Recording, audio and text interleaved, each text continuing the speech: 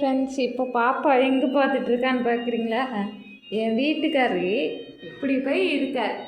ஏன் மாமா அப்படி போயிருக்க? என்ன ஆச்சு? அந்த அளவுக்கு என்ன ஆச்சு?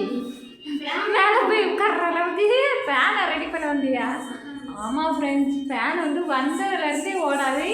நான் சொல்லியிருப்பேன் நிறைய வீடியோவில். என்னென்னா இவர் இன்னைக்கு தான் சொல்கிறாரு ஸ்லிப்பர் பார்க்கணுன்னு. நான் சொன்னேன்னா உடனே அவர் சொல்கிறாரு, ஒயர் வந்து கனெக்ஷன் கொடுக்கல, அதனால் ஓடாமல் இருக்குது அப்படின்னு. யார் சொன்னா அப்படின்னு கேட்டால், அப்பா ஒரு எங்கள் வீட்டுக்கு வந்தாங்க நான் ஆஸ்பத்திரியில் இருக்கும்போது. அப்போ வந்து சொன்னாங்களாமா. அப்போ சொன்னதை இப்போ தான் சொல்கிறாரு. நான் கேட்ட உடனே எப்படி நீ மேலே போன? ஏறி பார்த்தீங்களா? குரங்கோட மோசம் ஃப்ரெண்ட்ஸ். இப்போ நான் என்ன பண்ணணும்? நீ இறக்கி விட கடவு பிடிச்சா நீ எப்படி இறங்குவ?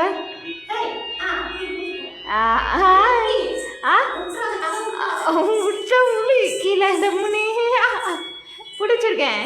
விடு இறங்கு. சரி சரி ஃப்ரெண்ட்ஸு, நான் கட் பண்ணிக்கிறேன். அவரே இறங்குறேங்கிறான்னு பாருங்க. இன்னைக்கு இறங்குவாரா இல்லை தடின்னு முன்னுக்கிட்ட போகிறான்னு தெரியல.